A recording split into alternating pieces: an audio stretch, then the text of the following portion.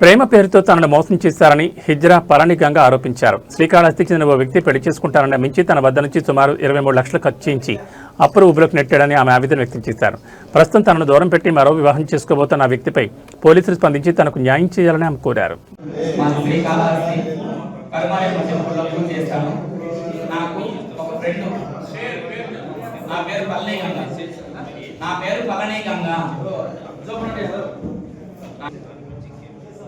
నాకు 2015లో నాకు ఒక వ్యక్తి ఫ్రెండ్గా పరిచయం అయ్యాడు. రాహుల్ అనే వ్యక్తి కాళహస్తిలో పెళ్లి మండపం పక్కన బట్టల షాప్లో పనిచేస్తున్నాడు. అతను ఫ్రెండ్గా 5 సంవత్సరాలుగా ఉన్నాడు. అతనికి భోజనం సౌకర్యంగా కానీ ఏది కానీ అతనికి కంఫర్ట్గా ఏది సౌకర్యం లేకుండా ఉన్నాడు. అప్పుడు నాకు 2015లో ఫ్రెండ్గా అయినప్పుడు అతనికి మంచి చట్టాన్ని చూస్తూ పడుతున్నాడు. నా ఫ్రెండ్ బాగా గొప్పగా మాట్లాడుతూ పడతా ఉంది. అతనికి ఏం కావాలన్నా నేను ప్రతి ఒక్క విషయంలో అతనికి ముందుండి, ఒక పుట్టినరోజు అయినా కానీ అతనికి సొంత విషయం అయినా కానీ వాళ్ళ అమ్మకు కూడా సరే లాక్డౌన్లో బాడీలు కూడా పెట్టాను, అన్నీ చేశాను. వాళ్ళకి ఇంటి సరుకులు కూడా తీసిచ్చాను, అన్నీ చేశాను. తను నాకు ఫ్రెండ్గా ఉండి ఇంత చేస్తా ఉన్నది. మనం పెళ్లి చేసుకుంటే మనం ఇంకెంత బాగా చూసుకుంటాదో అని అతని మనసులో ఉండింది. నాకు తెలియదు, నాకు ఫ్రెండ్గానే పరిచయం అయినాడు. సరే ఒక ఫ్రెండే కదా అనేసి నేను బాగా చనువుగా ఉన్నాను. అతను నేను పెళ్లి చేసుకుంటాను అన్నాడు. 2020లో పెళ్లి చేసుకుంటామన్నాడు. 2015లో పరిచయం అయింది. 2020లో పెళ్లి చేసుకుంటామని మళ్ళీ సడన్ గా ఏమైందో నాకు వద్దన్నాడు. నేను పెద్దగా పట్టించుకోకుండా మొహం చాటేసే కాడికి తను మళ్ళీ మనం డివైడ్ చేసి ఉత్తరం ఫ్రెండ్గా ఉండి మాకు దూరం అయిపోతుందని 2021లో కన్ఫర్మ్ చేసుకుని మ్యారేజ్ చేసుకున్నాడు. 2021వ తేదీ శుక్రవారం రాత్రి 8-9 గంటలకి ఆ రోజు రాత్రి 10 మంది సమక్షంలో మంగళ వాయిద్యాలతో మేళ తాళాలతో తలంబ్రాలు పోసుకొని పెళ్లి చేసుకున్నాము. అందరికి పెళ్లి జరిగినట్టే మాకు కూడా పెళ్లి జరిగింది 10 మంది సమక్షంలోనే.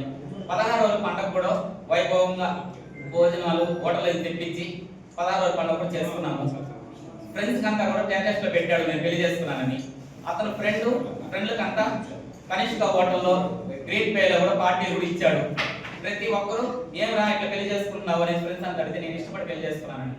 వాళ్ళ అన్న కూడా బయట ఊర్లో ఫోన్ చేసి ఏమైనా పెళ్లి చేసుకున్నాను ఈ విధంగా అని అంటే నాకు ఇష్టపడి నేను చేసుకున్నానని చెప్పాడు.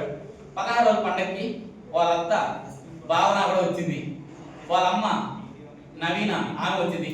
ఒక పెళ్లికి ఒక అత్తగారికి ఏమేమి ఇస్తారో సాంగ్యం ప్రకారంగా ఆమెకి చీరలు సార్లు అన్ని ఇచ్చినాము. 16 రోజుల పండుగ రోజు బింది ఎట్లా ఒక ఆడబిడ్డ ఎత్తుకొని వస్తుందో వాళ్ళ ఇంటికి సకల విధాలుగా నేను పెళ్లి చేసుకొని వాళ్ళ ఇంటికి అన్ని తీసుకెళ్ళాము. ఒక అమ్మాయి సాంప్రదాయంగా పెళ్లి చేసుకొని ఎట్లా వెళ్తుందో 16 రోజుల పండుగకి ఆ విధంగా తీసుకెళ్ళాము. బాగానే ఉన్నాము. అతను లాక్డౌన్ లో బట్టల షాప్ పెట్టాలని అడిగాడు. వాళ్ళ అమ్మ ప్రతి ఒక్కటి సీసీ కెమెరాతో సహా పెట్టాలి, బాగుండాలి అనేసి పెళ్లి చేసుకోకుండా చెప్తా ఉంది. ఇప్పుడు పెళ్లి పంపించేదానికి ఎట్లా అనుకొని ఇప్పుడు నేను కష్టపడి వ్యాపారాలు చేసుకుంటా పూజ చేసుకుంటా ఎట్లా ఒకటి నేను చేసుకుంటాను. ఇప్పుడు నేను సినిమా ఫీల్డ్ లో పెట్టాలంటే అమౌంట్ ఎవరు ఇవ్వలేరు, ఎవరు అప్పులు కూడా ఇచ్చేవాళ్ళు. అందుకనేసి ఇంకా నేను ట్రాన్స్జెండరే కాబట్టి నేను భిక్షాటనకి వెళ్తాను. ఒక్కొక్క రోజు ఒక్కొక్క ఊరికి భిక్షాటన చేసి ఆ డబ్బులు సినిమా ఇండస్ట్రీలోకి హైదరాబాద్లో అమీర్పేటలో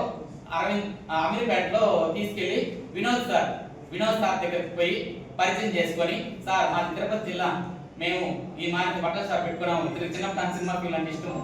ఇప్పుడు వినోద్ సార్ మాకు మీ దగ్గర యాక్టింగ్ స్కూల్ ఉందని మీ దగ్గరకు వచ్చినాం సార్ అంటే ఆయన ఎంత అవుతుంది అమౌంట్ అంటే సినిమా ఫీల్డ్లో యాక్టింగ్ నేర్చుకోవాలమ్మా, డ్యాన్స్ స్కూల్కి పోవాలన్నారు. యాక్టింగ్కి చేర్చాము, డ్యాన్స్ స్కూల్కి చేర్చాము.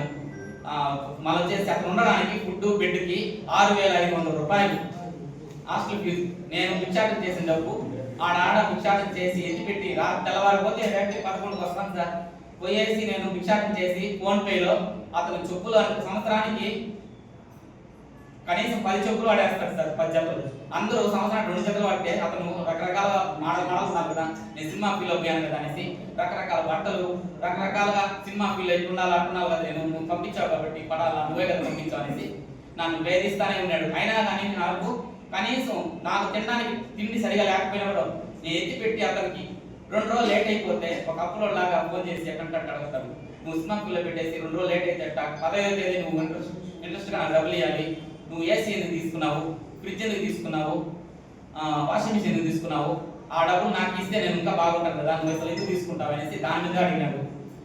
ఇప్పుడు నేను కష్టపడి బట్టల షాప్కి సినిమా ఫీల్డ్కి నేను 23 లక్షలు పెట్టాను. ఇప్పుడు అతను ఒకే మాట చెప్పేస్తున్నాడు, నేను కాళహస్తిలోనే ఎంతో మంది ట్రాన్స్జెండర్ను వాడేశాను. నిన్ను మోసం చేయడం విషయం కాదు. అరహర పూజ చేసి గనగన పూజ చేసి నీ కాడ ఎంతో మంది ఆశీర్వాదం తీసుకున్న దాన్నే నేను మోసం చేశాను. ఒక అమ్మాయిని మోసం చేయాల్సిన విషయం కాదు.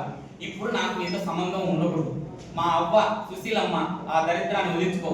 మా అన్న ఒక పక్క దాంతో ఉంటే నీకు పెళ్ళాడవుతుందా వగదించుకున్నాడు. ఇప్పుడు వాళ్ళు మాట వినేసి నన్ను వగదించుకున్నాను కదా, నేనేం సంతోషంగా ఒప్పుకుంటాను వగదించుకోమని. నేను కష్టపడి 23 లక్షలు ఫోటో షాప్కి సినిమా ఫీల్డ్లో పెట్టిన డబ్బులు నాకు ఇచ్చేవాళ్ళు. నేను ఇవ్వను అని చెప్తున్నాడు. ఇప్పుడు వాళ్ళు ఒకప్పట్లో బాడీల్లో మా అన్న మేము ఉన్నాము.